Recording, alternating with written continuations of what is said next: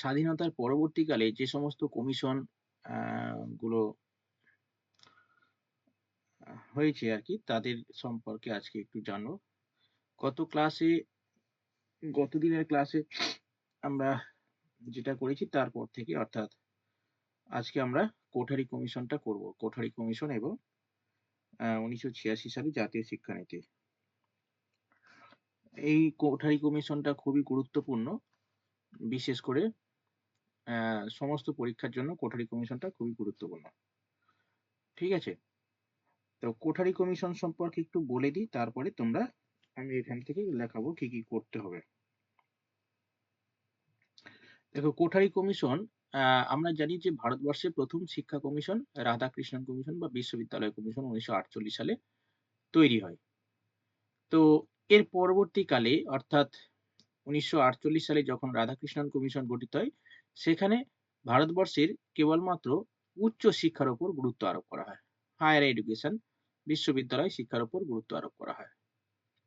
কিন্তু সেই ক্ষেত্রে দেখা গেল যে কিছু সমস্যা তৈরি হলো। সেখানে কি সমস্যা তৈরি হলো? যে আমাদের ১ম পর্যায়ে একদম বেসিক লেভেল থেকে পড়াশোনা না, মানে শিক্ষার উপর গুরুত্ব না দিয়ে, অর্থাৎ primary level, upper primary level, মাধ্যমিক, হায়ার মানে higher secondary level, secondary level, higher secondary লেভেলের উপর গুরুত্ব না দিয়ে একেবারে উচ্চ শিক্ষার উপর গুরুত্ব আরোপ করা হয়। ফলে এখানে কিছু ত্রুটি থেকে যায়। পরবর্তীকালে দেখলে যে রাধাকৃষ্ণন কমিশন নিজেও বলেছিল যে ভারতবর্ষের মাধ্যমিক শিক্ষার অভাব, মানে মাধ্যমিক শিক্ষা পুনর্গঠন খুবই জরুরি। তো পরবর্তীকালে মাধ্যমিক শিক্ষার উপর গুরুত্ব আরোপ করা হয় এবং তার জন্য গঠিত হয় মুদালিয়া কমিশন। রা হাম হাম আমাদের লক্ষণ স্বামী মুদালিয়ার নেতৃত্বে গঠিত মুদালিয়া কমিশন। তো ১ম এ হলো মাধ্যমিক শিক্ষা, তারপরে হলো সরি, ১ম হলো বিশ্ববিদ্যালয় শিক্ষার উপর এমফাসাইজ, এর পরবর্তীকালে মাধ্যমিক শিক্ষার উপর বেশি এমফাসাইজ করা হলো। এরকম করতে, করতে সময় অনেকটা কেটে গেল। স্বাধীনতার পরে অনেকটা সময় কেটে গেল, প্রায় ১৯৬০-৬৪। ঠিক আছে? তার মানে আমি ধরি যে ৫০-৬০, ওইদিকে ধরো প্রায় ২০ বছর কেটে গেল। মানে প্রায় ২০ বছর কেটে গেল এই করতে, করতে। ওকে? তো তারপরে ১৯৬৪ সালে আ তখন হচ্ছে ১৯৬৪ সাল মানে ছিল আমাদের উম আ প্রধানমন্ত্রী কে ছিল? ১৯৬৪ সালে প্রধানমন্ত্রী সেই সময় আ জওহরলাল নেহেরু তো মারা গেল। জওহরলাল নেহেরু মারা গেল ১৯৪৭ থেকে। জওহরলাল নেহেরু মারা গেল। তারপরে হচ্ছে তোমার আসছিল নাকি জওহরলাল নেহেরু ছিল? উম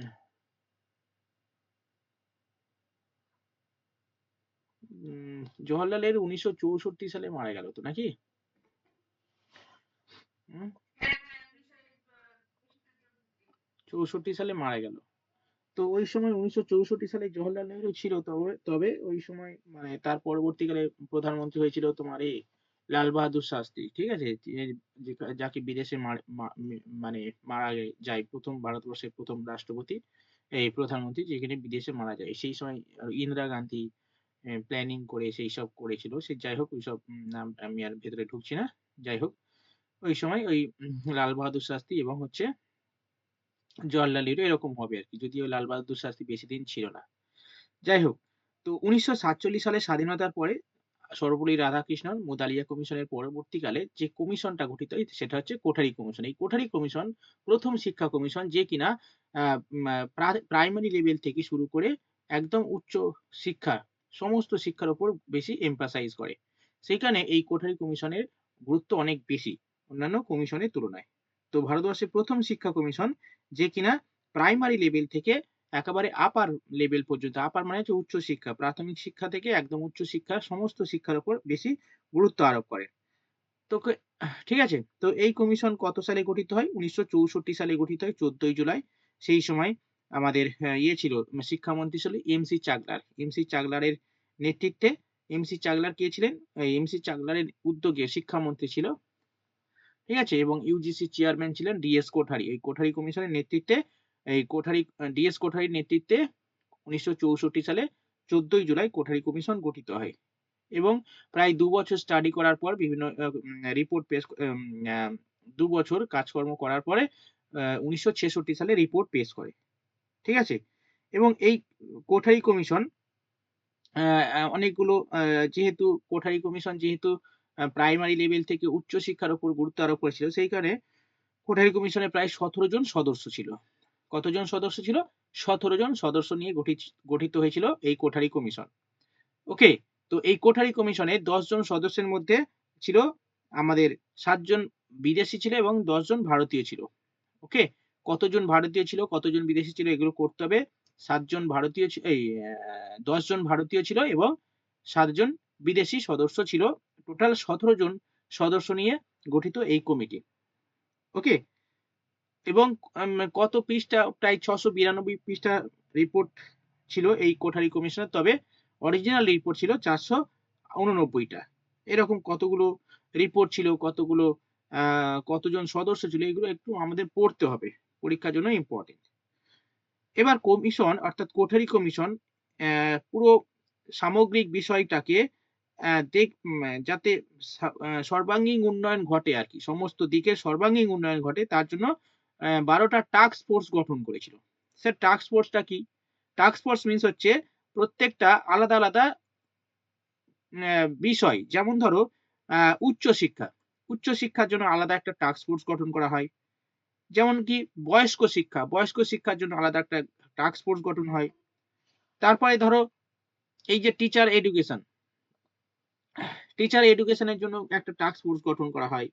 তারপরে কৃষি শিক্ষার জন্য টাস্ক ফোর্স গঠন করা, এইরকম টোটাল অর্থনীতি, এই সমস্ত বিষয় সমস্ত কিছু এর জন্য 12টা টোটাল টাস্ক ফোর্স গঠন করা হয়।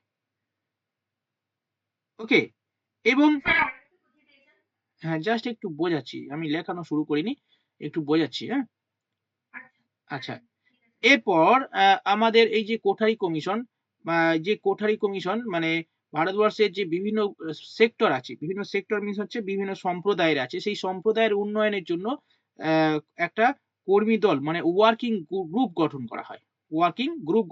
এরকম 7টা ওয়ার্কিং গ্রুপ গঠন করা হয়। কি রকম?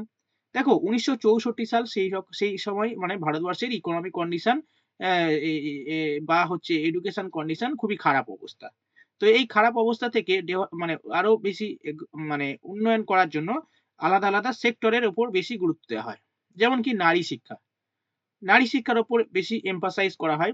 তো 1964 সাল যেহেতু আমরা পড়ছি, তার আগে কিন্তু 1958-59 সালে নারী শিক্ষা কমিশন গঠন করা হয়, ওমেন এডুকেশন কমিশন গঠন করা হয়, ওমেন কমিশন। ঠিক আছে, অর্থাৎ নারী শিক্ষা কমিশন গঠন করা হয়, এবং নারী শিক্ষার উন্নয়নের জন্য বা ভারতবর্ষে নারী পুরুষের সমতা রক্ষার জন্য বিভিন্ন কমিটি গঠন করা হয় সেই সময়।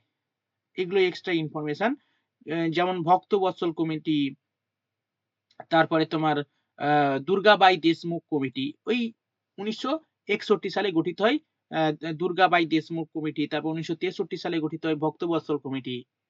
ওকে, তো এই সমস্ত এদের প্রত্যেকের উদ্দেশ্য ছিল ওমেন এডুকেশন, ওমেন এম্পাওয়ারমেন্ট, মানে ইকুয়ালিটি।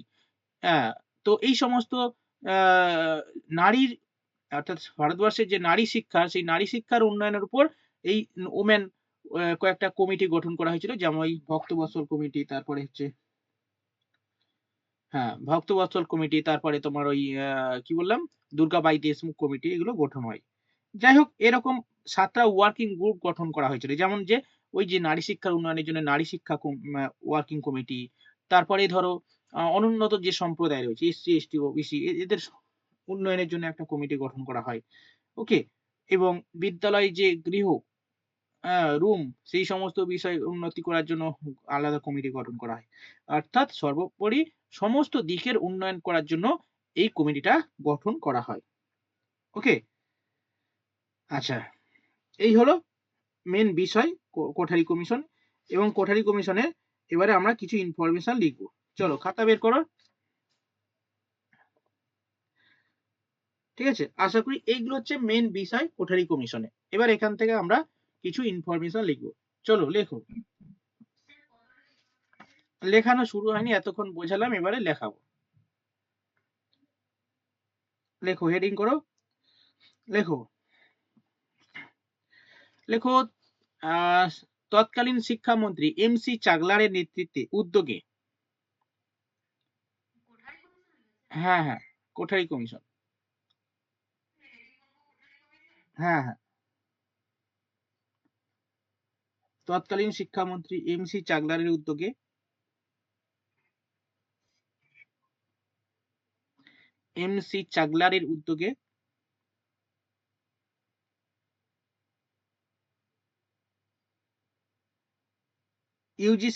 ইউজিসির চেয়ারম্যান DS কোঠারির সভাপতিত্বে হ্যাঁ লেখো, তৎকালীন শিক্ষামন্ত্রী MC চাগলারের উদ্যোগে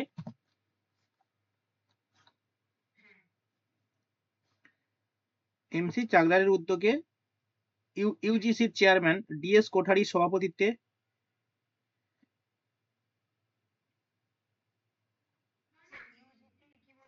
ইউজিসির চেয়ারম্যান DS কোঠারি সভাপতিত্বে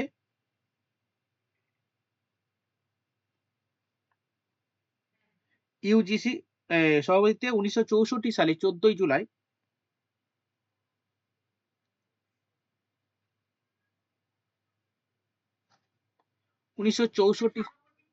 সভাপতিত্বে 1964 সালে 14 জুলাই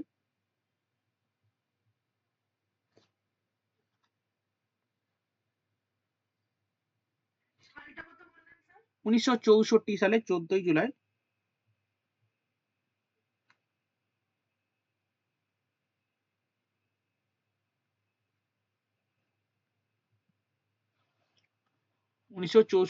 14 জুলাই কোঠারি কমিশন গঠিত হয়।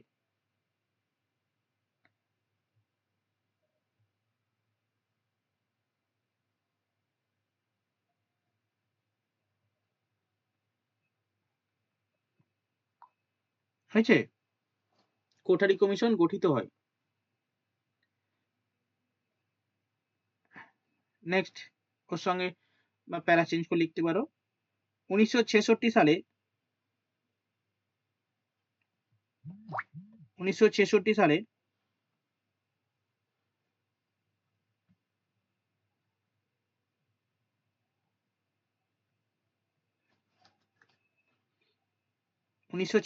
সালে হ্যাঁ 1966 সালে কমিশন রিপোর্ট পেশ করেন। হ্যাঁ ওই 1964 সালে 14 জুলাই কোঠারি কমিশন গঠিত হয়।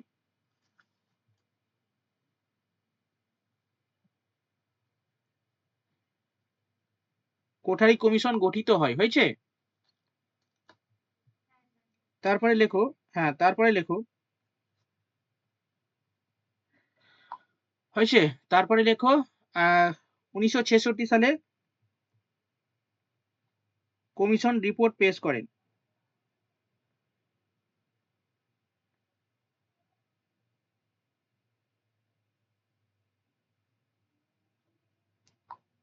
1964 সালে কমিশন রিপোর্ট পেশ করে। হ্যাঁ হ্যাঁ 1966 সালে কমিশন রিপোর্ট পেশ করে।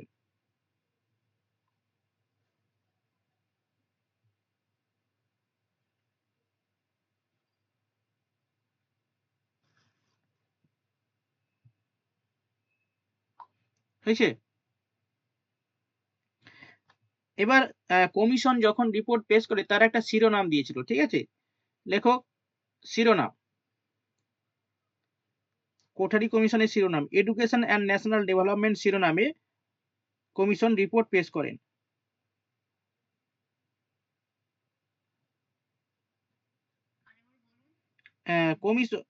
Commission education and national development শিরোনামে অ্যান্ড ন্যাশনাল এডুকেশন ন্যাশনাল কি বললাম, ন্যাশনাল ডেভেলপমেন্ট, হ্যাঁ এডুকেশন অ্যান্ড ন্যাশনাল ডেভেলপমেন্ট শিরোনামে রিপোর্ট পেশ করেন।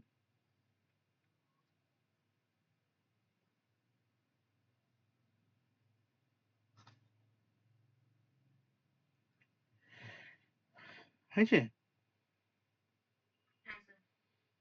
ওকে, নেক্সট লেখো সমগ্র রিপোর্টের পৃষ্ঠা সংখ্যা ছিল 692,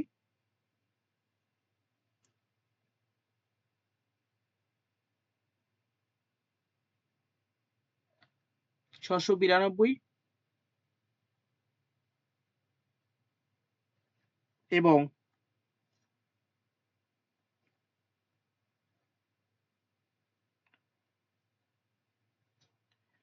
মূল রিপোর্টের অংশ ছিল 489 পাতা।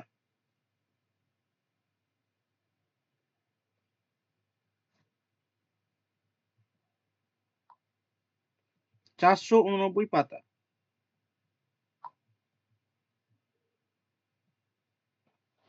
হয়েছে? 489 পাতা। এবার নেক্সট সদস্য পয়েন্ট করো।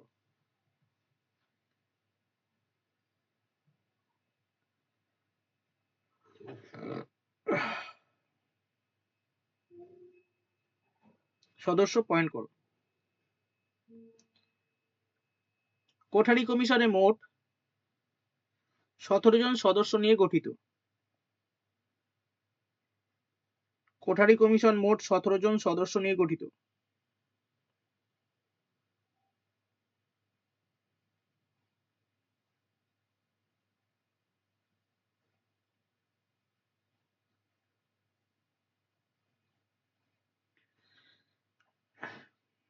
এর মধ্যে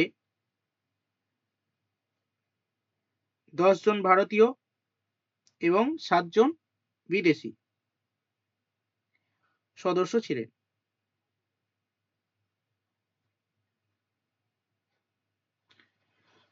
জন বিদেশি সদস্য ছিলেন। 7 জন ভারতীয়, 10 জন ভারতীয় এবং 7 জন বিদেশি সদস্য ছিল।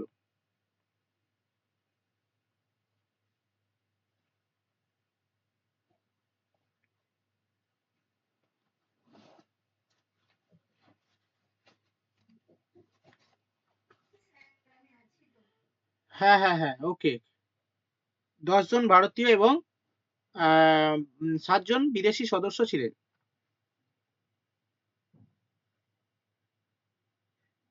নেক্সট লেখো কোঠারি কমিশনের প্রেসিডেন্ট বা সভাপতি।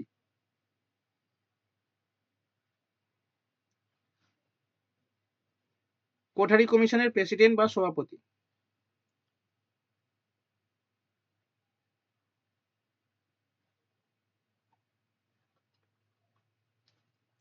ডিএস কোঠারি।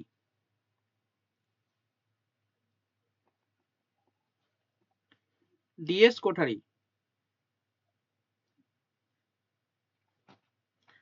এবং সম্পাদক কে ছিলেন? বলো, কে বলতে পারবে? সম্পাদক? Very good, JP Naik. লেখো সম্পাদক JP Naik. JP Naik. JP Naik. এখানে একজন নায়ক আছে, অমিত নায়ক। জেপি নায়ক। তো এছাড়াও এই অনেক সদস্য ছিল, সবাই মনে রাখতে হবে না। হ্যাঁ, অনেক নাম ছিল, এগুলো অনেক মনে থাকবে না এবং দরকারও নেই। ঠিক আছে, জাস্ট সম্পাদক এবং সভাপতি করতে হবে। সভাপতি কে ছিলেন? সভাপতি ছিলেন ডিএস কোঠারি। আর সম্পাদক হলেন, হ্যাঁ কি বলছো? ও আচ্ছা, 17 জন সদস্য, তুমি লেফট হয়ে যাচ্ছ তাই তো। 17 জন সদস্য নিয়ে গঠিত। এর 10 জন ভারতীয় এবং 7 জন বিদেশি। লিখে নাও। নেটওয়ার্কের সমস্যা হলে খুবই প্রবলেম হবে।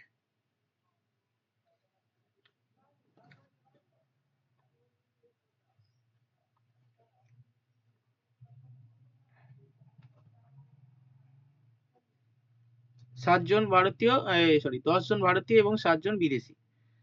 ওকে, এবং সম্পাদক জেপি নায়েক এবং প্রেসিডেন্ট বা সভাপতি ডিএস কোঠারি। এটা একটু লিখে নাও। আচ্ছা, এরপরে আমরা লিখবো যে কতগুলো টাস্ক ফোর্স গঠন করা হয়। আচ্ছা, একটু বোঝানোর সময় বলেছিলাম কতগুলো টাস্ক ফোর্স, বলো তো কতগুলো টাস্ক ফোর্স গঠিত হয়? রুমনা বলো, পড়ানো বোঝানোর সময় বললাম, রুমনা বলো। 10টি বললে না 12টি বললে? শুনতে পাইনি। দেখো, কমিশন 12টি টাস্ক ফোর্স গঠন করে। 12টি, হ্যাঁ। দেখো, কমিশন 12টি টাস্ক ফোর্স গঠন করেন।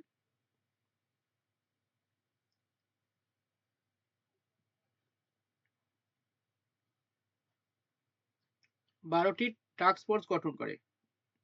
চলো নেক্সট, কত টাস্ক ফোর্স এইসব লেখার দরকার নেই, জাস্ট 12টা টাস্ক ফোর্স গঠন করে এটা লিখে নাও। এবার চলো নেক্সট, কোঠারি কমিশন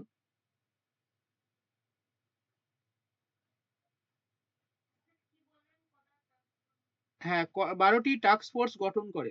কোঠারি কমিশনে মোট টাস্ক ফোর্স গঠন করেন 12টি। নেক্সট, হ্যাঁ টাস্ক ফোর্সটা কি একটু বলে দিয়েছি এর আগে, তবুও বলে দিই। টাস্ক ফোর্স মিন্স কি বলতো, অ্যাকচুয়ালি যে কোঠারি কমিশন বললাম প্রাথমিক থেকে মানে উচ্চ শিক্ষার জন্য সমস্ত দিকের উন্নয়নের উপর বেশি গুরুত্ব দিয়েছিল। সেই কারণে মানে যে কোনো বিষয়ের ডেভেলপমেন্টকে আলাদা আলাদা সেক্টরে ভাগ করা হয়। যেমন ধরো একটা দেশের উন্নয়ন করার জন্য কি করা হয়, বিভিন্ন মন্ত্রী করা হয় থাকে না, যে ভাই তুমি সড়ক পথগুলো দেখাশোনা করবে, সড়ক পথের উন্নয়নের জন্য, তার জন্য করে দিল পরিবহন মন্ত্রী। যেমন এখন ভারতবর্ষে বর্তমান পরিবহন মন্ত্রীর নাম কি বলতো? অন্তরা বলো, চয়নিকা, দেবস্মিতা, এনিওয়ান? হ্যাঁ, জানো না? দেবাঞ্জলি, ফারেনা, ঝুম্পা, অমিত, প্রথমা, প্রিয়াঙ্কা, রিম্পা, রিয়া, রুমনা। হাই হাই রে ভগবান, এই কারা বাবুরা, তোমরা ভারতের জনগণ।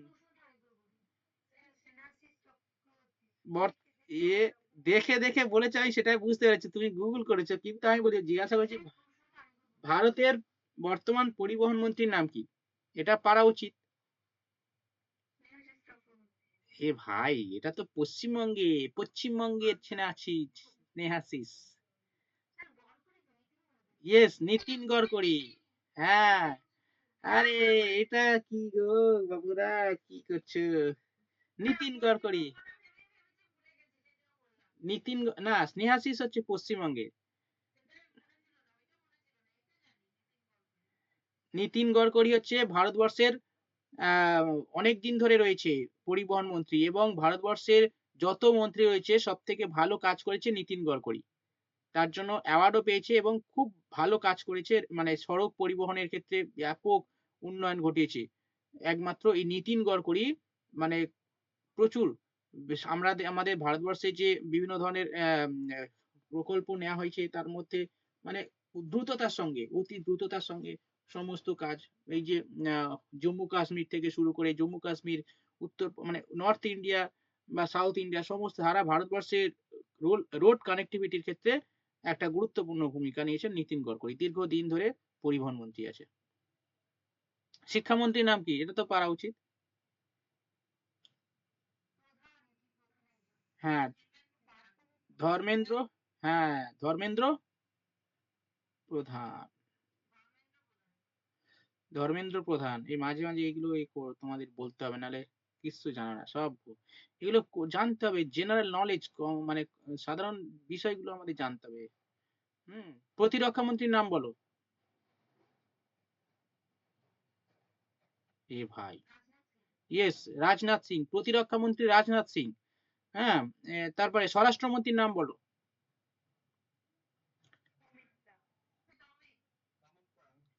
হ্যাঁ, কি? স্বরাষ্ট্রমন্ত্রী অমিত শাহ। ইয়েস, স্বরাষ্ট্রমন্ত্রী অমিত শাহ। বারবার বলে না মোটু বাবু, মোটু বাবু কি করছে আমাদের মোটা, মোটা ভাই বলে না?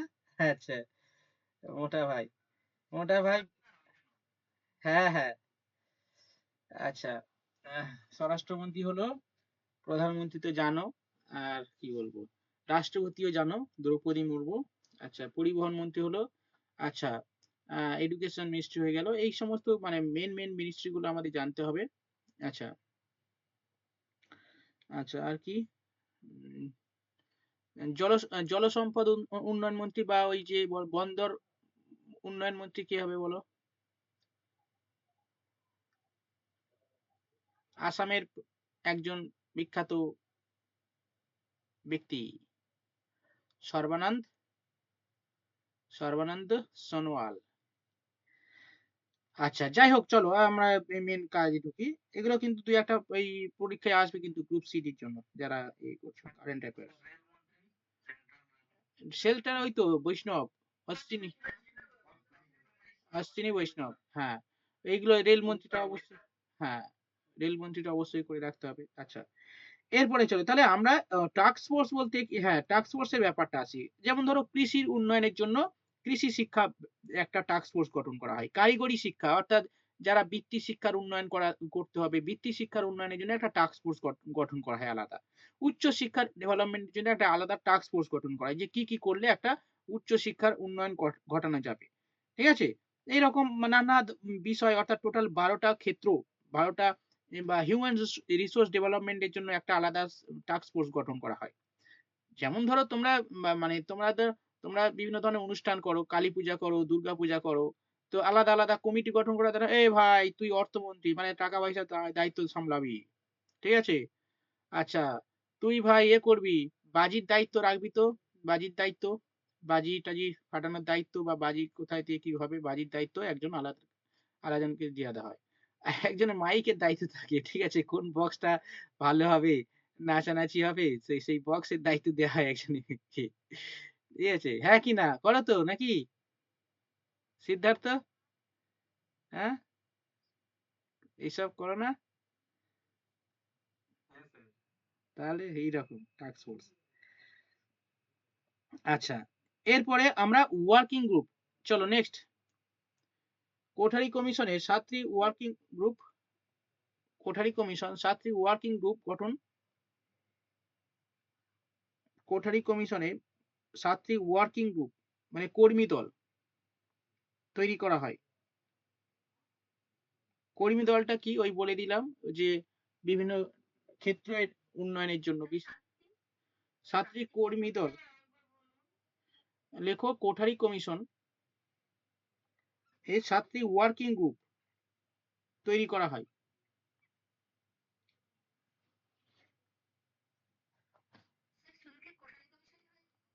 হ্যাঁ, এখন কোঠারি কমিশন চলছে, এখন শুধু কোঠারি কমিশন লেখা হচ্ছে।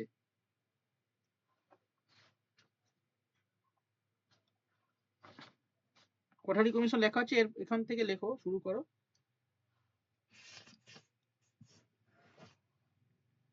আচ্ছা, এরপরে চলো,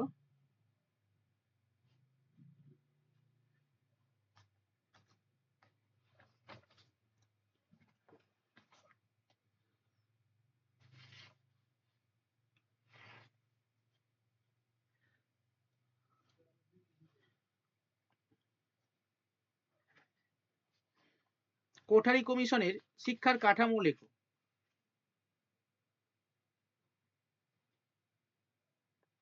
কোঠারি কমিশনের শিক্ষার কাঠামো, না না দরকার নেই, অত দরকার নেই, টাস্ক ফোর্স অত লাগবে না। কোঠারি কমিশনের 7টি এই শিক্ষা কাঠামোটি লেখো। এডুকেশন স্ট্রাকচার 10+2+3, 10+2+3, 10+ মানে কি 10 বছর? হ্যাঁ, কি বলছো? ওই, হ্যাঁ হ্যাঁ, লেখো 10+2+3, 10 বছরের মাধ্যমিক শিক্ষা, 2 বছরের উচ্চ মাধ্যমিক শিক্ষা, আর 3 বছরের গ্রাজুয়েশন। এটা একটু লিখে নাও, আমি একটু আসছি 1 মিনিট।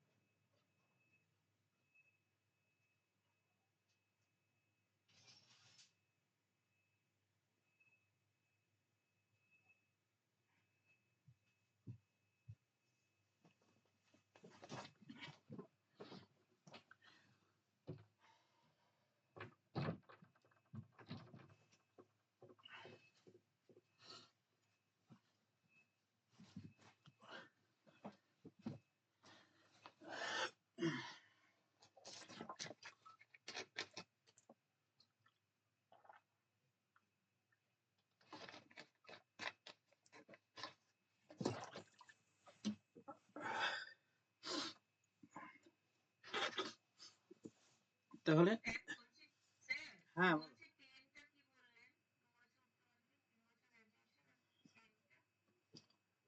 10+2+3, মানে টেনটা হচ্ছে বিদ্যালয় শিক্ষা, 10 বছরে, 10 বছরের বিদ্যালয় শিক্ষা। ধরো তোমার 5 বছর থেকে ভর্তি হলো তো, 5, 6, 7, না সরি 1 থেকে, 1, 2, 3, 4, 5, 6, 7, 8, 9, 10, বুঝলে? বুঝলে না? 10 বছরে দেখো, আমরা তো এই 10 বছরের মাধ্যমিক মানে বিদ্যালয়ে আমরা কি পড়েছি, বিদ্যালয়ে তো 10 বছরে 10 পর্যন্ত পড়েছি। এবারে 2 বছরের উচ্চ মাধ্যমিক, ওইটাই বলছি, 10 বছর 10+2+3, মানে 10 বছর আমরা যেটা পড়েছি আর কি, ঠিক আছে? 10 বছর প্রাথমিক আমরা কি আছে এখন যেমন চলছে প্রি প্রাইমারি, তোমরা ছেলেদের তোমাদের পড়াচ্ছ সব, একটা হচ্ছে ভাগ করে দেওয়া আছে আইসিডি, 3 বছর থেকে এখন স্কুল। হ্যাঁ, 3 থেকে আমরা, আমার ক বছর, আমরা তো 6 বছরে না 7 বছরের স্কুলে পড়তেছি, 1-এ, তাই না? তাই তো নাকি? নাকি এই প্রি প্রাইমারি এইসব তখন ছিল না তো, প্রি প্রাইমারি এই যে এখন 3 বছর থেকে শুরু হচ্ছে না, তখন আমরা, হ্যাঁ, না না না না না, লেখো এবার লেখো।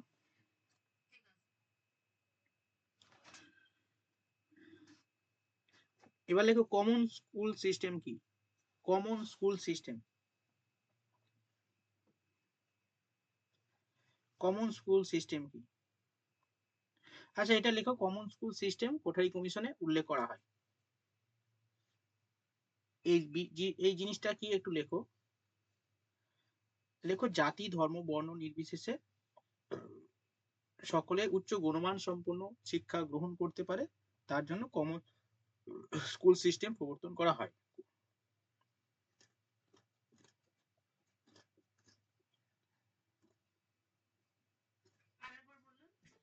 লেখো, কোঠারি কমিশনে কমন স্কুল সিস্টেম প্রবর্তন করা হয়। কোঠারি কমিশনে কমন স্কুল সিস্টেম প্রবর্তন করা হয়।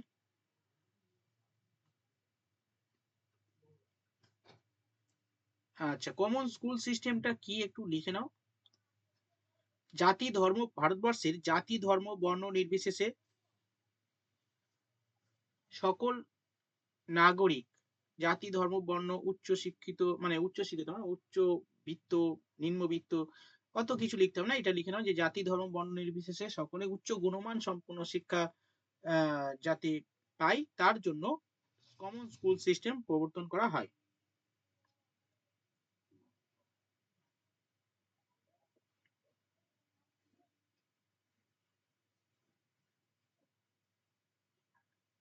কমন স্কুল সিস্টেম প্রবর্তন করা হয়।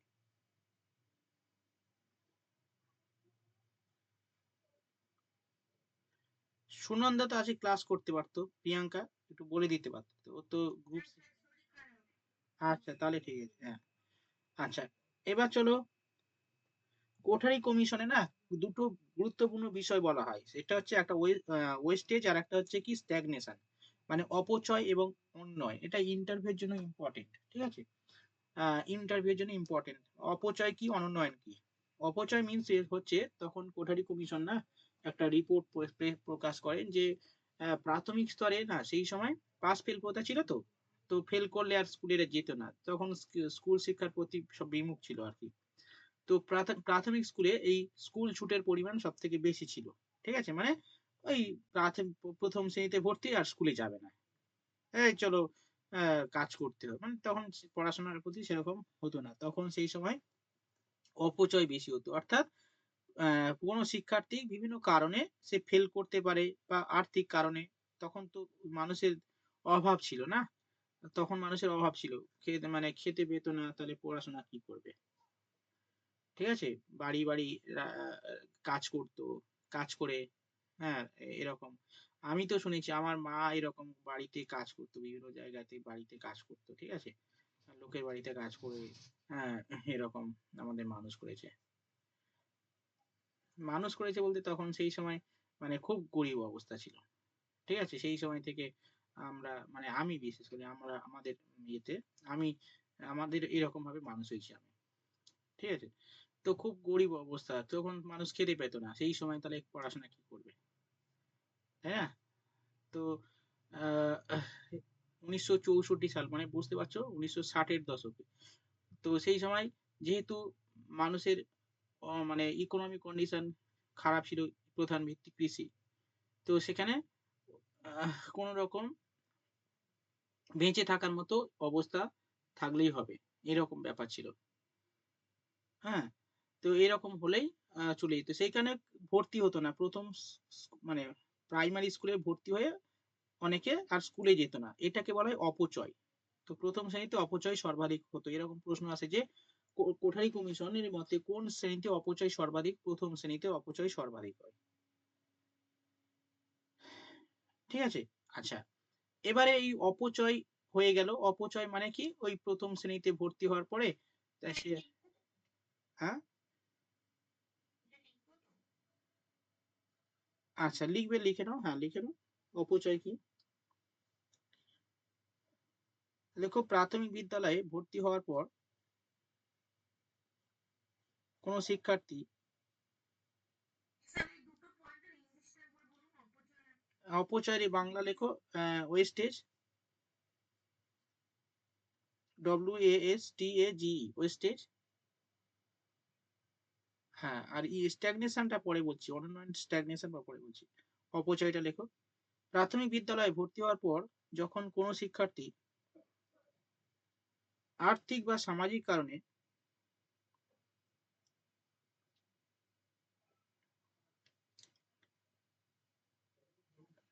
শিক্ষা সম্পূর্ণ না করে বিদ্যালয় ত্যাগ করে, তখন তাকে বলা হয় অপচয়,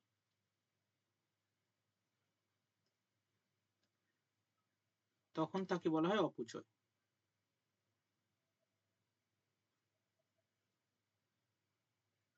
অপচয় অবশ্যই, এই যে সত্যি কথা বলতে, মানে অভাবটা না প্রত্যেকে, এখনকার ছেলেমেয়েরা অভাব জানে না, অভাব অভাব এই এখন মানে সত্যি কথা এখন যে আমাদের লাইফস্টাইল সব হচ্ছে ওই রিলস এর মতো লাইফস্টাইল। ঠিক আছে? আমাদের ছেলেপুলেরা দেখি মানে আমার না ধরো আশেপাশে ছেলেপুলেরা এখন মানে কোনো অভাব নেই। ছেলেরা যেন বিন্দাস। তাদের মানে সমাজে তারা যেন বিশাল হাই মানে বিশাল সব ব্যাপার। হ্যাঁ?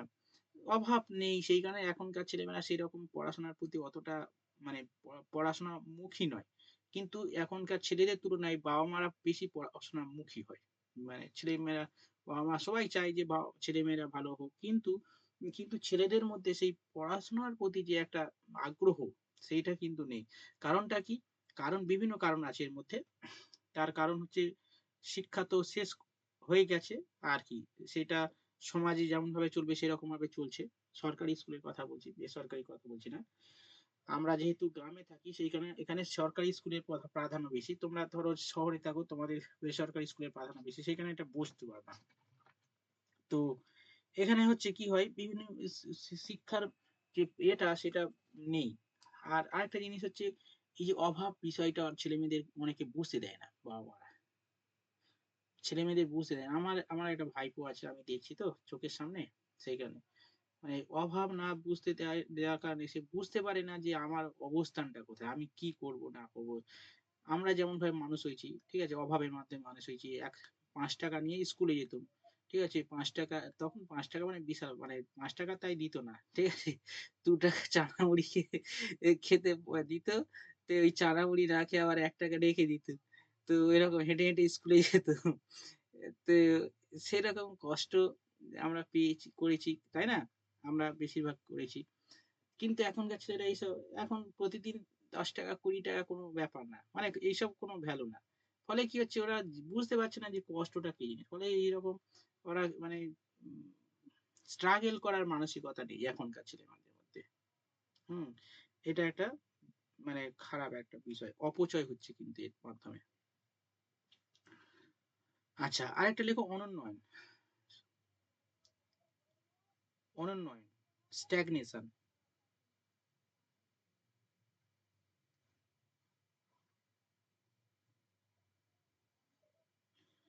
অনুন্নয়নটা কি? মানে কি?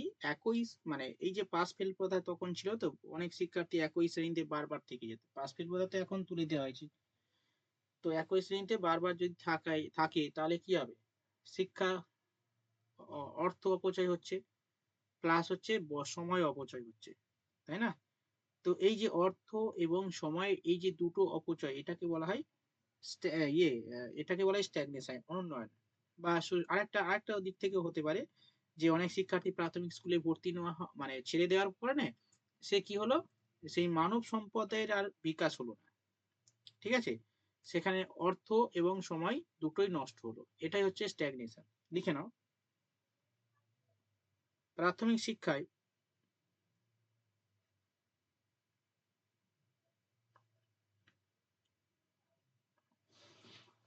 বিভিন্ন শ্রেণীতে ফেল করার পর ফেল করার পর আচ্ছা তোমরা এখন কারা আছো পাস ফেল প্রথা মানে তুলে দেওয়ার পরে স্টুডেন্ট মানে নার্গিস নাকি তোমার পাস ফেল প্রথা ছিল না না তোমার সময়? তুমি তো বাচ্চা। হ্যাঁ? কে কে আছো হাত তুলো দেখি পাস ফেল প্রথা তুলে দেওয়ার পরেই পড়াশোনা করেছো। বাচ্চা কে আছো দেখি হাত তোলো। বুড়ো?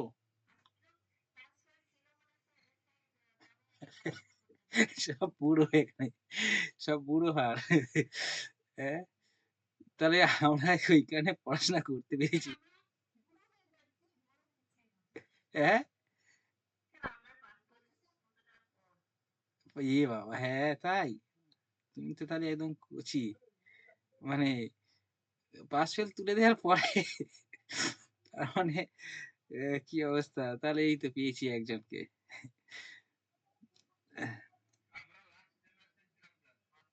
হ্যাঁ, হ্যাঁ, হ্যাঁ। আমরাই সত্যি কথা কি অবস্থা। যাই হোক আ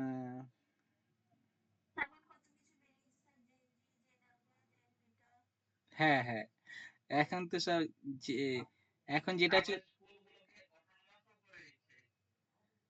হ্যাঁ, স্কুলগুলো অটোনোমাস, ওই এখন সব পিপিপি মডেল চলছে তো, ওটার উপর নিচ্ছে।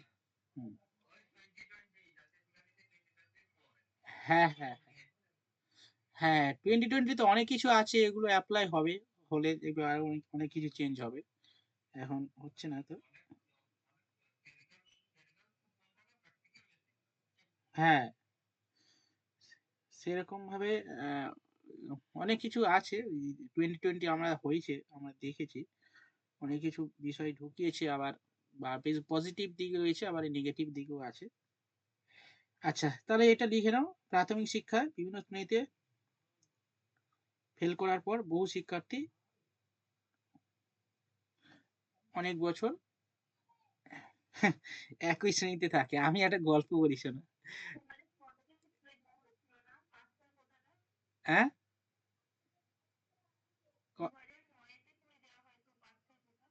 2009-এ, 2010-এ। ও, মনে পড়ছে না, মনে পড়ছে না কবে। যাই হোক, আচ্ছা যেটা বলছিলাম। হ্যাঁ, হ্যাঁ, এই যে একই শ্রেণীতে একাধিক বছর থাকার কারণে শিক্ষা এবং অর্থের অপচয় হয়, এটাই হলো স্ট্যাগনেশন। আমার একটা ভালো মানে একটা এক্সপিরিয়েন্স মনে আছে, আমি বলি তোমাদের সামনে। সেরকম মানে বাহাদুরির বিষয় বিষয় না। আমি গ্র্যাজুয়েশন কমপ্লিট করার পর, ঠিক আছে, পড়াতে গেছি একটা জায়গাতে, 11-12 পড়াতে গেছি। তখন বাচ্চা একদম কচি, ঠিক আছে, গোঁফ দাড়ি ওঠেনি। গোঁফ দাড়ি ওঠেনি বলে আমি আবার জোর করে ইয়ে করতাম, বুঝলে। তা মানে দোকানে গিয়েছি আমি, তো গোঁফ দাড়ি চেঁচে দাও, বলে তোমার গোঁফ দাড়ি নেই কি ছাড়ো, কাটো, বেশি কথা বলে, বলে গোঁফ দাড়ি কেটেছি। সেই সময় আমার ওঠেনি। যাই হোক, ওই কলেজের সময় মানে তারপরে কলেজ শেষ হয়ে যাওয়ার পরে একটা কোচিং সেন্টারে পড়াতে গেছি, 11-12, ঠিক আছে। এবারে পড়াতে গেছি, জিওগ্রাফি পড়াতে গেছি। দেখি না, যেখানে যেখানে গিয়ে পড়াচ্ছি, দেখি না একটা আমার বন্ধু বসে আছে। আমি বলি, কে ভাই, তুই কি না কি হচ্ছিস? বলে, আমি পড়তে এসেছি তো, ঠিক আছে। আমি বলি, ব্যাপারটা বুঝতে পেরেছি, আর তারপরে আর ঘাঁটিনি, আর বুঝতে পেরে গেছি যে ও মানে এমনিতে ছেলেটা অনেক বছর ফেল করতো, ঠিক আছে, এমনি আমাদের থেকেও সিনিয়র, কিন্তু আমরা কন্টিনিউ চলেছি, আর ও হচ্ছে শুধু ফেল করে, প্রতি বছর ফেল করে করে করে করে করে আহ, তো সে আমার কমপ্লিট হয়ে গেছে, সে এখন 12-এ পড়ছে, এরকম ব্যাপার হয়েছে। তো এই যে ওই সময় অপচয় হয়ে গেল, অথচ সে বড়। যাই হোক, সে এখন দুটো তিনটে বাচ্চা হয়ে গেছে, বাবা বাবা হয়ে গেছে। ওটা নিয়ে ইকুয়ালিটি সমান হয়ে গেছি, ওটা নিয়ে চাপ নেই, ঠিক আছে। আহ, ওই 12 পড়ে আর পড়েনি, তারপরে সংসার ধর্ম, আর আমরা তো এখন এইসব করছি। আহ, পড়াশোনার দিক থেকে এ হয়, কিন্তু এখনো পড়ে যাচ্ছি, আর আমরা এখনো কিছু হতেই পারলাম না, আর তারা দুটো তিনটে দুটোর বাবা হয়ে গেছে। সেটাই, এই হচ্ছে ব্যাপার।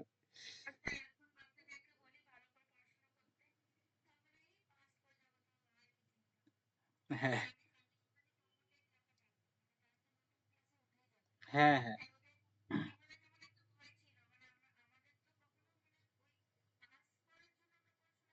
হুম।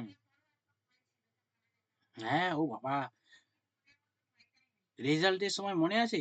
বুক ধুক ধুক, আমি তো সেই যে রেজাল্ট যখন বেরোবে আমি খেতাম না, বুঝলে? এ ভাই রেজাল্ট বেরোবে, আমি সে খেতাম না, টেনশনে অবস্থা খারাপ হয়ে যেত। মাধ্যমিক বলো, 9-10 বলো, উচ্চ মাধ্যমিক। আমাদের সেই সময় হতো ফেল করব। হুম।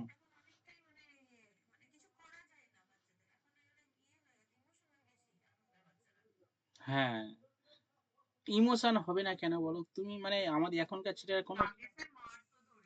হ্যাঁ, আর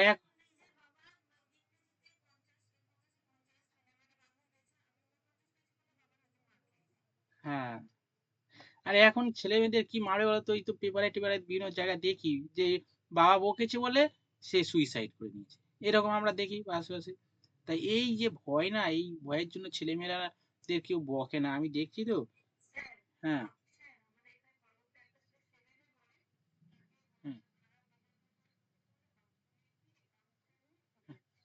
তাই তো একদিনই কাণ্ড। তাহলে কি অবস্থা, তুমি কে বকবে বলো তো এবারে? ওই কারণে এইসব দেখে তো আর এখনকার বাবা মারা আর বকে না বাচ্চাদের, আর বকে না বলেই বেশি সমস্যা হয়ে যায় একদম মানে। হুম।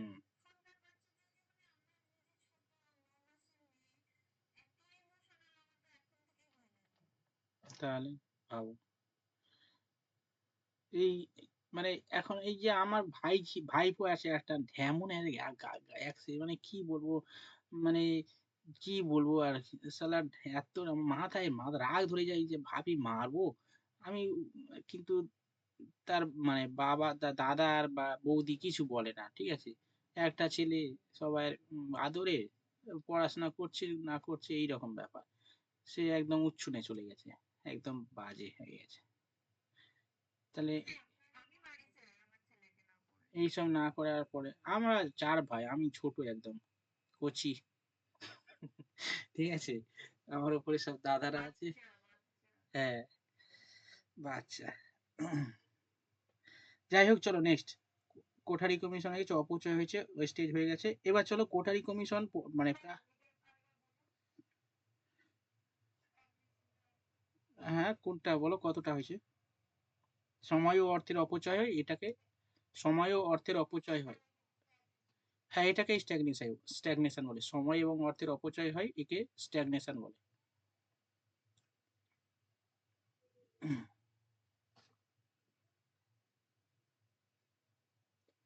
আচ্ছা, মানে প্রি প্রাইমারি যে এডুকেশন, প্রাক প্রাথমিক শিক্ষায় কোঠারি কমিশন না, সেই সময় ওই প্রাক প্রাথমিক শিক্ষার সময় আর কি, মানে প্রাক প্রাক প্রাথমিক শিক্ষার সময় না, ওই যে আমাদের ভারতবর্ষে প্রাক প্রাথমিক শিক্ষার জন্য যে বিভিন্ন ধরনের ইনস্টিটিউশন তৈরি হয়েছে, যেমন কিন্ডার গার্ডেন, এখন সব তোমরা বাচ্চাদের পড়াতে যাও কিন্ডার গার্ডেন স্কুলে, মন্তেশ্বরী বিদ্যালয়, তাই না? এই সমস্ত যে স্কুলে পড়াতে যাও, এর ইতিহাসটা আমাদের একটু জানতে হবে, ঠিক আছে। প্রথমে তো মন্তেশ্বরী মানে প্রথমে নার্সারি বিদ্যালয়, ঠিক আছে, একটু লেখো, হেডিং করো নার্সারি বিদ্যালয়, কে প্রতিষ্ঠা করেন কত সালে? নার্সারি বিদ্যালয়। না না, কোঠারি কমিশন আন্ডারে না, কোঠারি কমিশন আন্ডারে এটা হয়ে গেছে কোঠারি কমিশন। এবার কিছু ওই কোঠারি কমিশনের রিলেটেড, কোঠারি কমিশন এই সমস্ত শিক্ষার উপর গুরুত্ব আরোপ করেছেন, ঠিক আছে। কোঠারি কমিশন প্রাক প্রাথমিক শিক্ষার জন্য এই সমস্ত শিক্ষার উপর প্রি প্রাইমারি এডুকেশনের উপর গুরুত্ব দিয়েছে, যেমন ধরো এই যে নার্সারি, সব আন্ডারে চলছে, হ্যাঁ। নার্সারি বিদ্যালয় লেখো।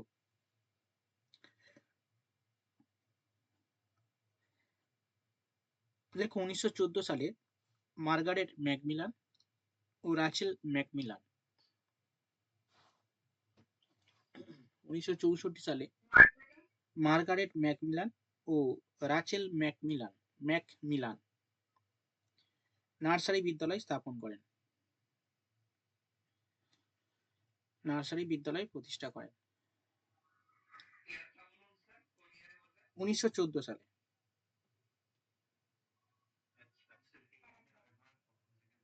হ্যাঁ লেখো। এ- হ্যাঁ হ্যাঁ, আমি বলছি, আবার বলছি, কোঠারি কমিশন না প্রাক প্রাথমিক শিক্ষার কিছু ইনস্টিটিউশনের কথা বলেছেন, ওকে। তো তাদের মধ্যে প্রথম আমি বলেছি নার্সারি বিদ্যালয়। তো এই নার্সারি বিদ্যালয় আমরা, তোমরা বিভিন্ন বাচ্চাদের নিয়ে যাও নার্সারি বিদ্যালয়ে পড়াতে, মানে স্কুলে ভর্তি করো নার্সারি বিদ্যালয়, এই নার্সারি বিদ্যালয়টা কে স্থাপন করেছে আমাদের জানতে হবে এগুলো, হ্যাঁ। এটা স্থাপন করেছে মার্গারেট ম্যাকমিলান 1914 সালে, মার্গারেট ম্যাকমিলান এবং রাচেল ম্যাকমিলান, রাচেল ম্যাকমিলান 1914 সালে এরা দু বোন মিলে এই বিদ্যালয়টা স্থাপন করেন।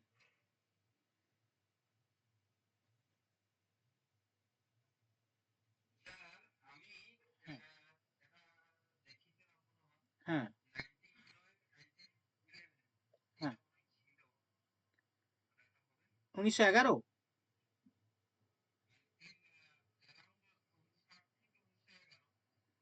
না, এখানে আমি তো পাচ্ছি 1914, একটু তাহলে গুগল করে নাও, অত কনফিউজ করার দরকার নেই, গুগল করে নাও নার্সারি বিদ্যালয় কবে প্রতিষ্ঠা করেন কে, এটা করে নাও, দেখো কি আসে।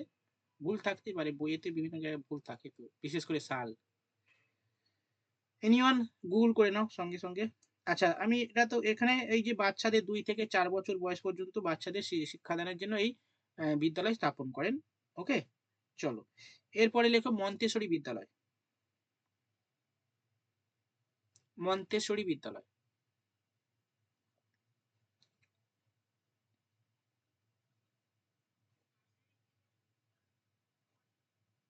হ্যাঁ, 2 থেকে 4 বছরের শিশুদের শিক্ষা দেওয়া হতো এখানে। আর কিছু করতে হবে না। এখানে এই যে বিদ্যালয়গুলোর নাম বলবো, জাস্ট যেগুলো দরকার সেগুলো আমি বলছি। নার্সারি বিদ্যালয় আর কিছু লিখতে হবে না। চলো নেক্সট লেখো মন্তেশ্বরী বিদ্যালয়। লেখো 1907 সালে মাদাম মারিয়া মন্তেশ্বরী মন্তেশ্বরী বিদ্যালয় স্থাপন করেন।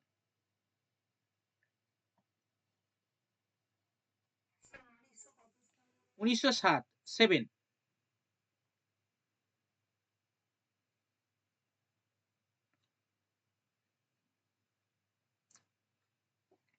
আচ্ছা, এই যে মাদাম মরি 1900 1907 সালে মাদাম মারিয়া মন্তেশ্বরী বিদ্যালয় প্রতিষ্ঠা করেন।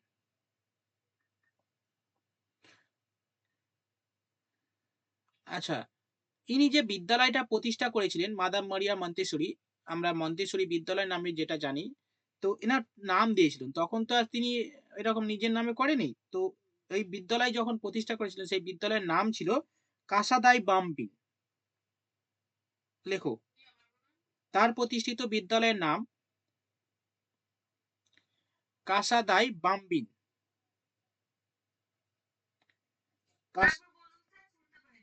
ও ভাই রে, কি গো ব্যাপারটা কি? লেখো, তার প্রতিষ্ঠিত বিদ্যালয়ের নাম কাসাদাই বাম্বিন। হ্যাঁ, কাসাদাই বাম্বিন।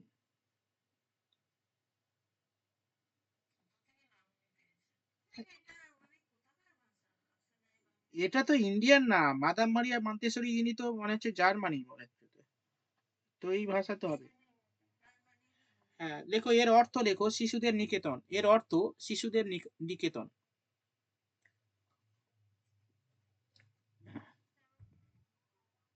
ওরে ভাই, আবার বলতে হবে? বলো তো এনিয়ন কেউ বলে দাও তো।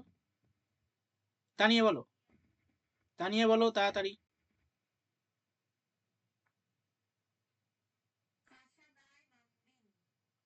হ্যাঁ, লেখো এর অর্থ, লেখো এর অর্থ শিশুদের নিকেতন। শিশুদের নিকেতন। ব্যাস হয়ে গেছে। আচ্ছা, এখানে একটা খুবই ইম্পর্টেন্ট একটা পয়েন্ট, এগুলো প্রাইমারির জন্য ইম্পর্টেন্ট বা ইন্টারভিউর জন্য গুরুত্বপূর্ণ। এই মানে এই যে মন্তেশ্বরী বিদ্যালয় না, মন্তেশ্বরী বিদ্যালয় যে শিক্ষণ পদ্ধতি, এই শিক্ষণ পদ্ধতির জন্য একটা মানে বিশেষ পদ্ধতি তিনি বলেন, পদ্ধতির কথা বলেন, যেটাকে বলা হয় ডাইডাক্টিক অপারেটরস। এরকম প্রশ্ন আসে যে ডাইডাক্টিক অপারেটরস কি? ওকে, ডাইডাক্টিক অপারেটর মিন্স হচ্ছে কি বলতো, মন্তেশ্বরী কি করে। লেখো ডয়াকার হস্যই, দয়জবল আকার ক, ট হস্যই ক। অপারেটর ওকার জফলা আকার, পয়াকার, রয়াকার, টয়াকার দন্তেশ। অপারেটরস। এই জিনিসটা কি? দেখো, বাচ্চাদের শেখানোর জন্য এখন যেমন আমরা কি ইউজ করি, বিভিন্ন ধরনের খেলার যন্ত্রপাতি, বিভিন্ন ধরনের ওই উপকরণ ব্যবহার করি না? তো সেই সময় এই নিয়ে এইটা করেছিলেন, অর্থাৎ বাচ্চাদের অর্থাৎ শিশুদের শেখানোর জন্য যে বিভিন্ন ধরনের শিক্ষা উপকরণ, আমরা যেটাকে টিএলএম বলি, ওই টিএলএম ইউজ করে তিনি বাচ্চাদের শেখাতেন। এটাই হলো ডাইডাক্টিক অপারেটর। তাহলে কি লিখবে? লেখো, মন্তেশ্বরী তার বিদ্যালয়ে শিক্ষাদানের জন্য যেসব উপকরণ ব্যবহার করতেন তাকে বলে ডাইডাক্টিক অপারেটরস।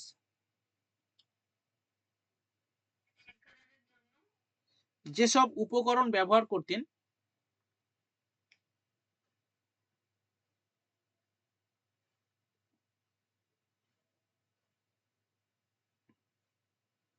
তাকে বলা হয় ডাইডাক্টিক অপারেটর।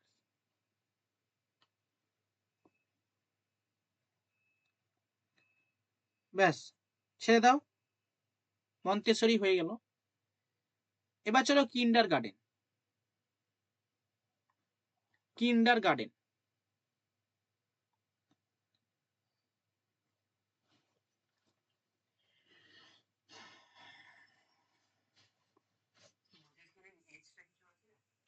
মন্তেশ্বরী অ্যাকচুয়ালি এগুলো প্রাক প্রাথমিক শিক্ষা প্রতিষ্ঠান, মানে এবার বুঝে নাও, প্রাক প্রাথমিক মানে সবই 5 বছরের নিচে,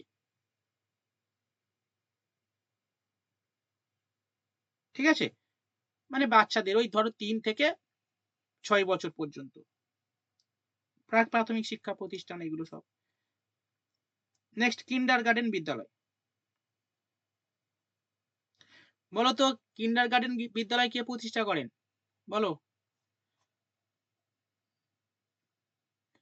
চন্দ্রা, চন্দ্রা নাকি চন্দ্র?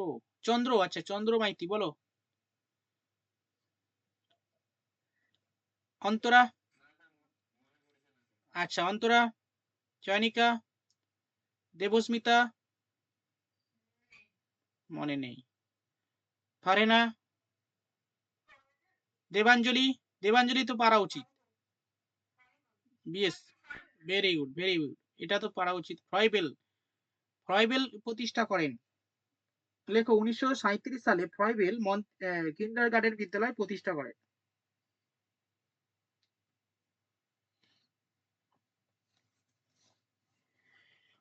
কিন্ডার গার্ডেন বিদ্যালয় প্রতিষ্ঠা করেন। সব ঠান্ডা কেমন গো তোমাদের বাড়ি? ঠান্ডা পড়েছে?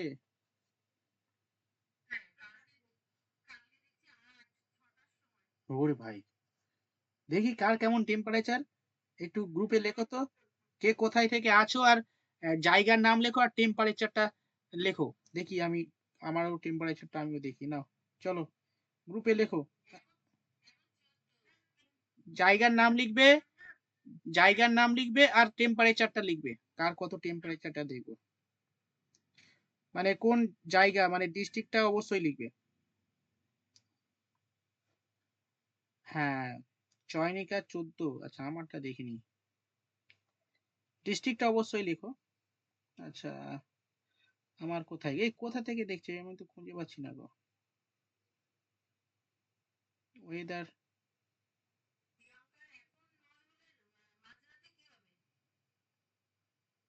প্রিয়াঙ্কা কোথায় আছো তুমি, নয় বলছো?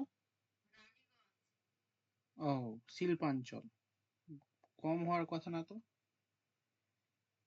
রানীগঞ্জ শিল্পাঞ্চল,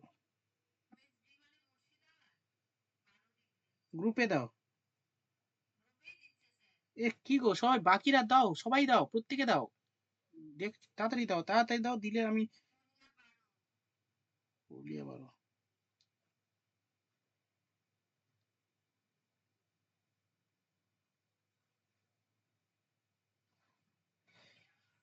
সিদ্ধার্থ।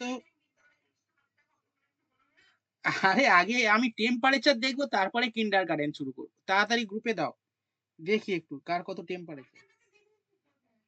আচ্ছা, তাড়াতাড়ি বাকিরা দাও, বাকিরা দাও, কি গো এখনো এত সময় লাগছে কেন? রিয়া, তাড়াতাড়ি দাও টেম্পারেচার দেখি, আমার এগুলো বেশ ভালো লাগে, কার কত টেম্পারেচার।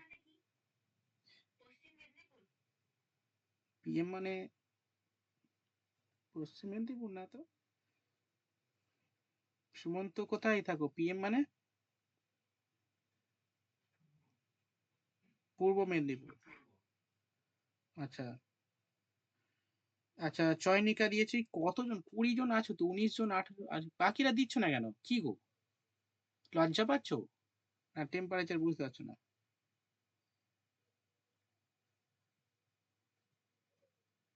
আমার এখানে কত ডিগ্রি, 22 ডিগ্রি কেন?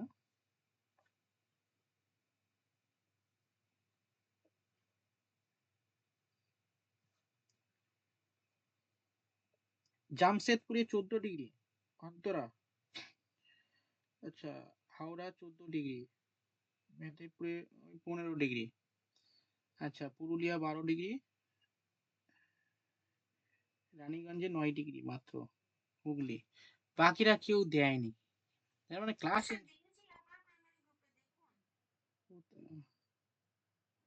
ও ভাই, আমি কোথায় দেখছি, আমি সেই অন্য গ্রুপে দেখছি দোষ।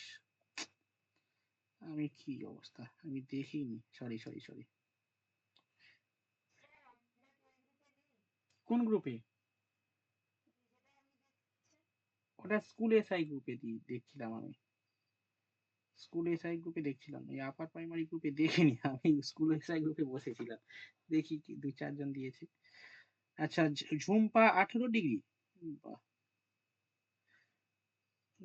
তানিয়া 13, সুতপা 14, চন্দ্রকান্ত পূর্ব মেদিনীপুর 14 ডিগ্রি, রাতে 10 ডিগ্রি। সুমনা মুর্শিদাবাদে আছো। Farina 12 degree, Nadia. রাজীব, এটা মক টেস্টে রাতে। আচ্ছা, Hooghly 13, Rumna 13, Riya 13, Medinipur. South 24 Pargana 17 degree. Debasmita south 24 Pargana বাড়ি? তুমি তো আমার কাছে বাড়ি। কোথায় গো তোমার? দেবস্মিতার বাড়ি কোথায়? সাউথের কোথায়? ভাঙড়ে? আচ্ছা। ভাঙড় তো নর্থে পড়ছে নাকি সাউথে পড়ছে? হ্যাঁ হ্যাঁ হ্যাঁ, ভাঙড় ঠিক। ঠিক আছে, চলো এরপরে চলো। ট্রাইবেল হয়ে গেছে। কিন্ডার গার্ডেন কথার অর্থ লেখো শিশু উদ্যান। কিন্ডার গার্ডেন কথার অর্থ শিশু উদ্যান। আজকে কম, তবু আগে কালকে একটু বেশি ছিল টেম্পারেচার, মানে কম ছিল টেম্পারেচার। শিশু উদ্যান। এবার চলো লেখো।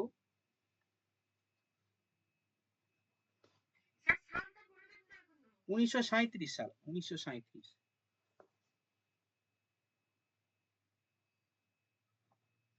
আচ্ছা, এরপরে চলো।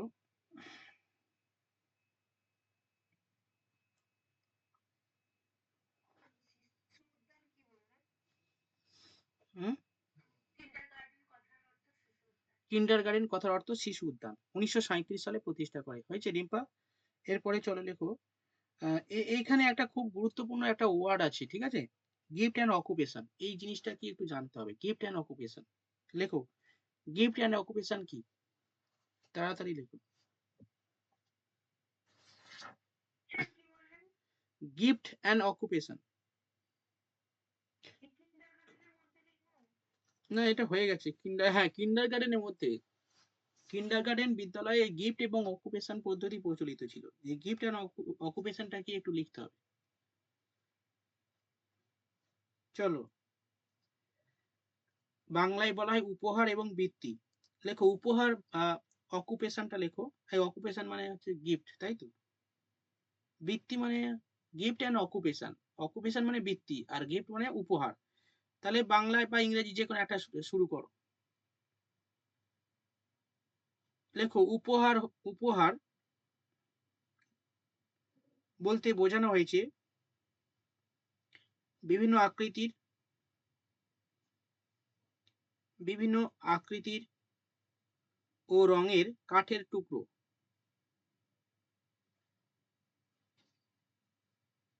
কাঠের কাজ, কাঠের টুকরো, কাঠের কাজ।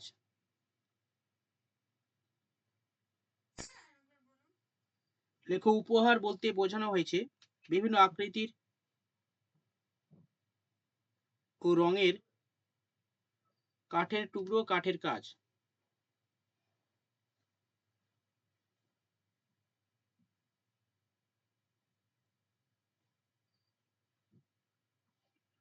হয়েছে?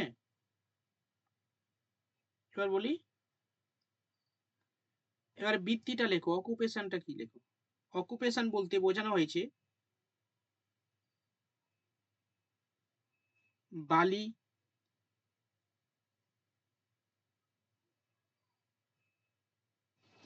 কার্ডবোর্ড,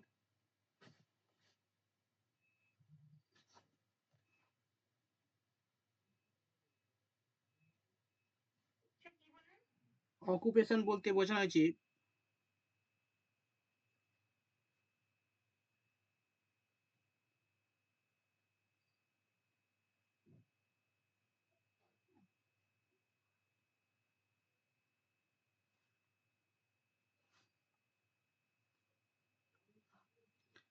আছে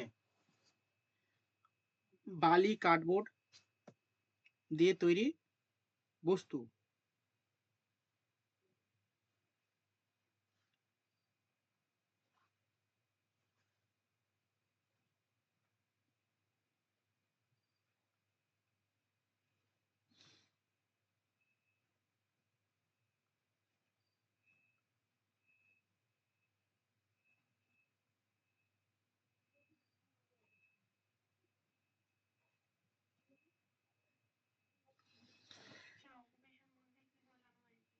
অকুপেশন বলতে বোঝানো হয়েছে বালি কার্ডবোর্ড ও মাটি দিয়ে তৈরি বস্তু।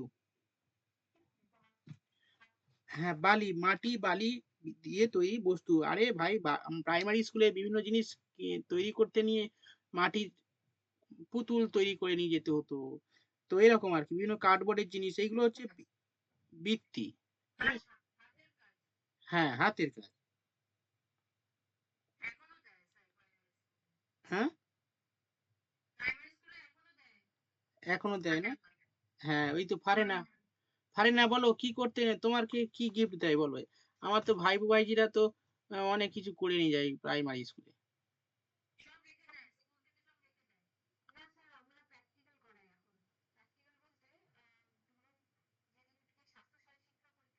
হুম।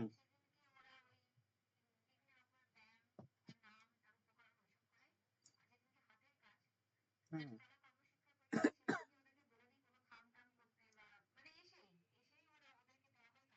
ও।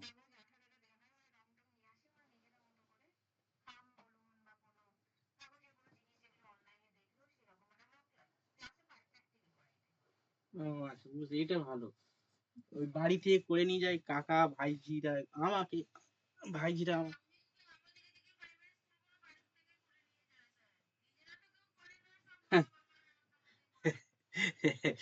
সেটাই। এইগুলো আহ, আর এগুলো বাড়ি থেকে করে নিয়ে যায় বিভিন্ন ধরনের জিনিস, তো খুব সুন্দর সুন্দর জিনিস। হুম, ভালো লাগে। না, পারে না, ওটা যেটা করে প্র্যাকটিক্যালি ভালো, ওখানে তৈরি করে দেয় ছেলে মেয়েদের। হ্যাঁ, এটা ভালো। হুম। আচ্ছা চলো, এটা হয়ে গেছে, হ্যাঁ? এইগুলো সব হয়ে গেছে। আচ্ছা, এবার আমরা এ করবো, লেখো স্কুল জোট, স্কুল কমপ্লেক্স কি? স্কুল কমপ্লেক্স আসলে কোঠারি কমিশনটা না অনেক হিউজ বিষয়টা, অনেক ইনফরমেটিভ, এই কারণে আর কি শেষ আর হচ্ছে না। স্কুল কমপ্লেক্স কি? স্কুল কমপ্লেক্স কেউ যদি জানো, বলে বলে দাও তো। School complex. তানিয়া, সুমনা, সুমন্ত, বলো। সিদ্ধার্থ, শ্যামা, রুনু, রুমনা, এভরিওয়ান, কেউ যদি জানো বলতে থাকো। রিয়া, রিম্পা, প্রিয়াঙ্কা, এনিওয়ান, অমিত, হবে? এই স্কুল কমপ্লেক্স বিষয়টা কি ধারণা আছে?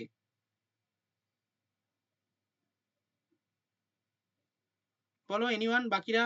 দেবাঞ্জলি, ফারেনা, ঝুম্পা, দেবস্মিতা।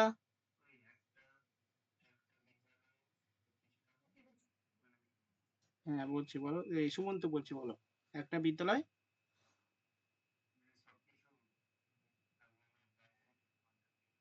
না না না, ওইরকম না। মানেটা বলো, জিনিসটা কি?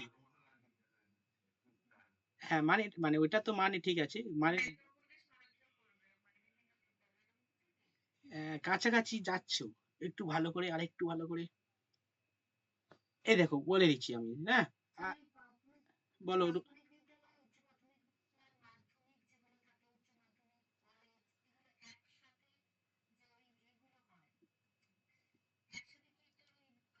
ইয়েস ইয়েস, কাছাকাছি যাচ্ছ, বেশ ভালোই, হ্যাঁ হ্যাঁ হ্যাঁ। চলে গেছে, প্রায় 80% ঠিক হয়ে গেছে। আর বাকিরা? দেবাঞ্জলি, কিছু বলতে চাইছো?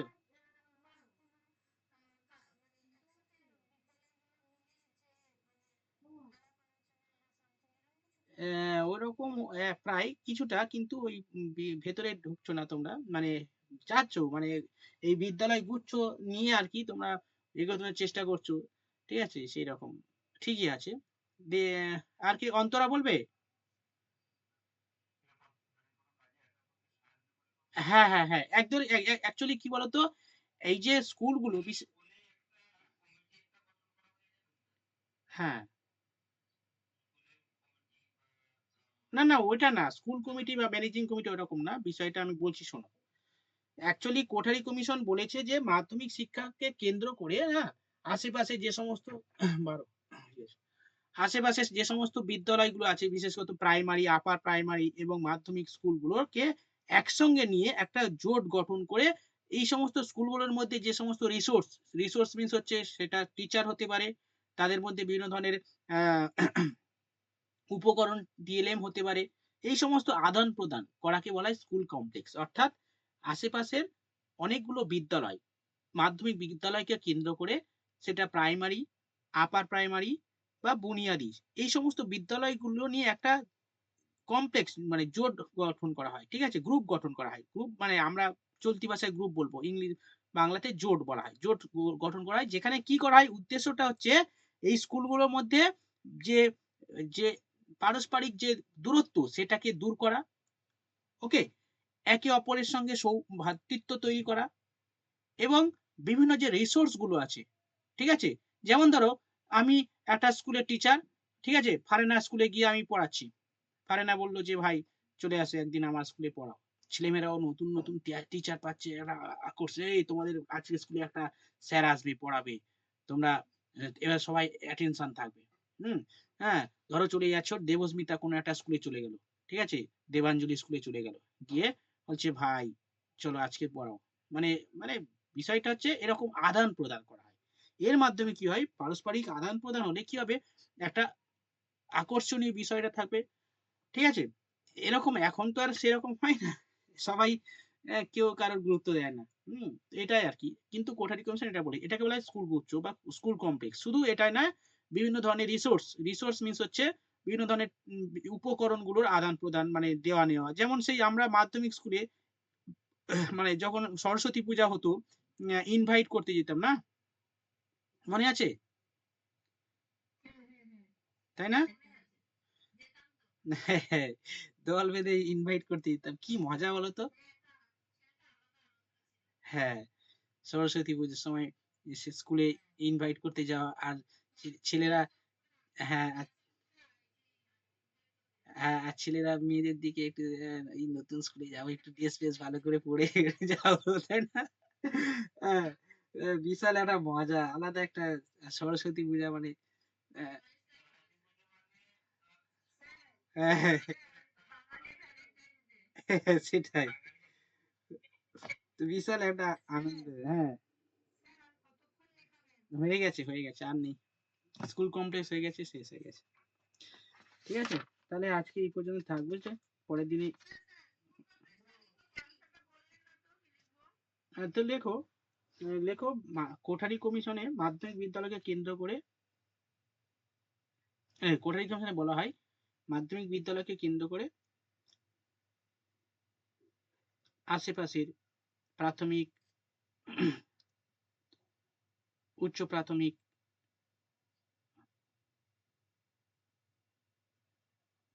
বিদ্যালয়গুলিকে নিয়ে একটি জোট গঠনের কথা বলা হয়েছে। নিজের লেখো মাধ্যমিক বিদ্যালয়কে কেন্দ্র করে আশেপাশের এলাকাকে আশেপাশের প্রাথমিক, উচ্চ প্রাথমিক এবং মাধ্যমিক বিদ্যালয় নিয়ে একটি জোট গঠনের কথা বলা হয়েছে, যা স্কুল কমপ্লেক্স নামে পরিচিত।